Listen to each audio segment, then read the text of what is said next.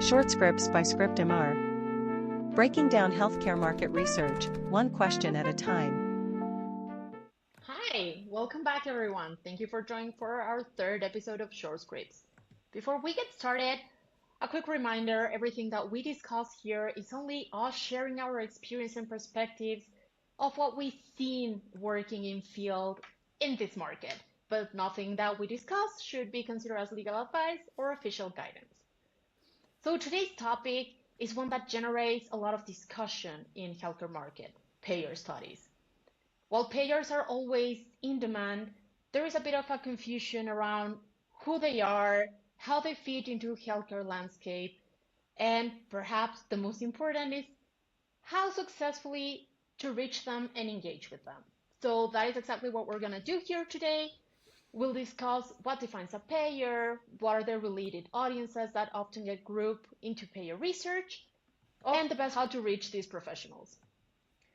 Like most people in this industry, we've all had our share experiences with payer studies.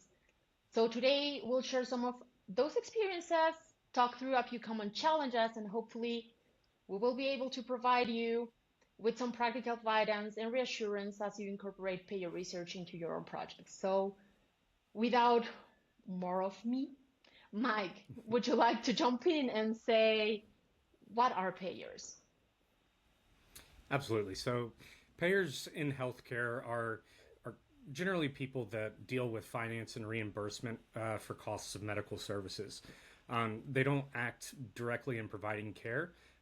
They act more as a financial intermediary between patients and those healthcare providers.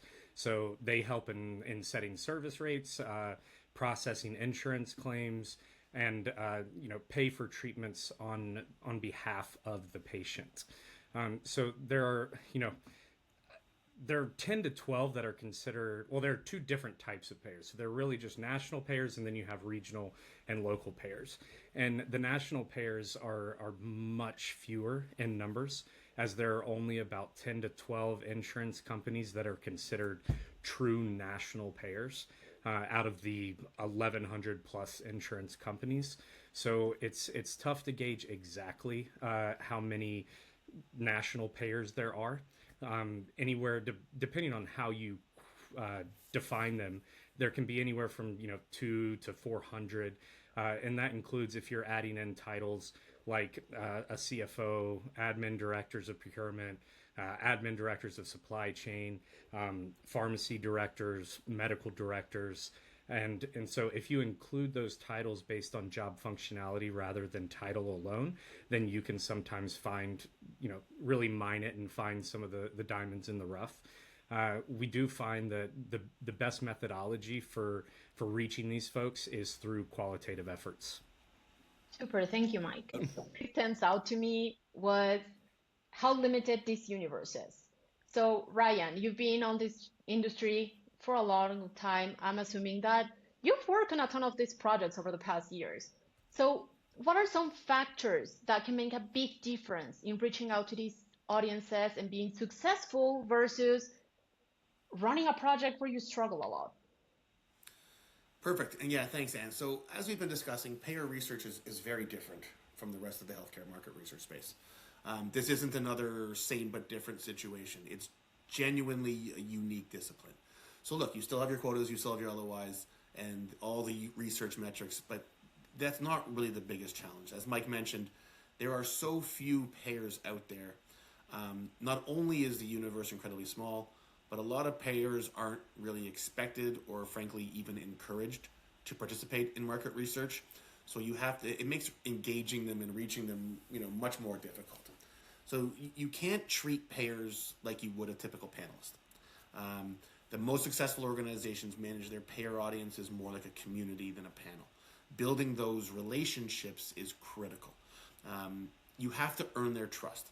If you're constantly just sending dozens upon dozens of quant surveys to a group of payers, you're going to lose their attention, and eventually you're just going to lose them altogether. It's not about whining and dining them, which isn't appropriate anyway. It's about understanding who they are, what they're looking to do, why they're trying to do this kind of market research, knowing their preferences, what types of studies they like and don't like, even just things like sending a personal invitation to participate and sending a heartfelt, personalized thank you upon completion. It helps to provide context around the research, explain the study, how the findings will be used. Look, you're not giving away answers, of course. That's not what I'm saying. But helping them understand how to better prepare, making them feel better about going into that interview. Because as we said, and as Anne's going to get into in a second, generally speaking, we recommend qualitative as the best approach here. So, having them understand what's expected of them so they can give fuller answers and be better prepared and feel better about what they've just are being asked to do, and then after the survey about what they've done, makes a really big difference. And look, frankly, when you're talking to these payers in advance or following up, that's a touch point, right? Anyone who's been in sales or anyone in any kind of relationship management, those touch points are very, very important. So taking the time to explain the situation also gives you a time to learn about who they are. When their birthday is, so you send them a birthday message, little things like that, just to show that you care and that you're not there to just kind of treat them as a commodity, because that is the one thing you cannot do. Payers are different. They are not going to just take 100 surveys a year. Cultivating those relationships, building that relationship is the key to any future research.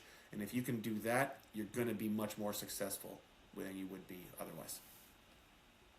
Yeah, exactly. When working with them, it's also important to work with partners that are experienced, that are good conducting this type of research and understanding that there's also a unique privacy consideration involved. Starting from a well-designed screener that should collect enough information to ensure that you're speaking with the right participants, but also that you don't get more, because as we said, this is a small universe. So if you get more information than needed, the respondents might become identifiable. So it is a delicate balance, especially when you're working, again, with such a limited audience. And researchers should keep in mind this. Researchers should keep this in mind throughout the whole process. It's not only on the screener, but it's also on the interview. When you're speaking to them, everything needs to be handled a bit more careful. And at the end of the day, protecting the participants' anonymity is not just a compliance consideration. As Ryan said, this is a trust consideration. Trust would be the foundation of this type of research. Recruiters are not simply filling quotas, they're building relationships with highly specialized audience. So the more trust you establish with them, the more likely participants are going to be willing to engage openly and continuously to supporting future research efforts. And of course, all these factors have a direct impact on feasibility, timelines, and study costs. So Mike, you are as the expert here on that. What are some of the key considerations that we should keep in mind when building pricing on a peer study? Yeah, absolutely. And a lot of them are going to be similar to a normal quant study that you would run with any other type of healthcare physician. The difference is being the N size or sample size that you're going after. We have to understand that because of the limited size of the audience, these larger quotas aren't really possible.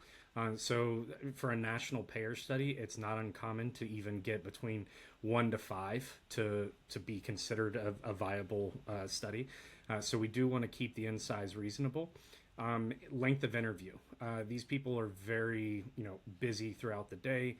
They have a lot of responsibility, so we have to be very mindful of their time and make it meaningful. As Ryan was alluding to, when they are joining a study like this, they want to provide valid and good feedback. They don't want to, have fluff questions that don't really mean anything to their industry. So keeping the LOI tight and on point is important to them. Compensation is also much more than a normal qualitative study. They make quite a bit of money throughout the year, so to get them to come and join and participate in these studies, it does require more compensation and therefore also more recruitment on our side through the custom efforts that Anne has talked about. Finally, field time. There are never going to be any payer studies that you can turn around very quickly in a 3 to 5 day timeline. Generally, especially with qualitative, you need a full 15 to 20 business days and sometimes even longer, depending on the nicheness of the target you're going after. So those are just some of the things that you should keep in mind when proposing to your clients a study that includes payers. Perfect. Thank you so much, guys. This has been a great discussion, and hopefully we helped demystify some of the challenges and considerations that come with payer research. As always, please subscribe, like, follow our channel, and if there's any topic that you'd like us to see covered, please just reach out in the comments. Have a great day.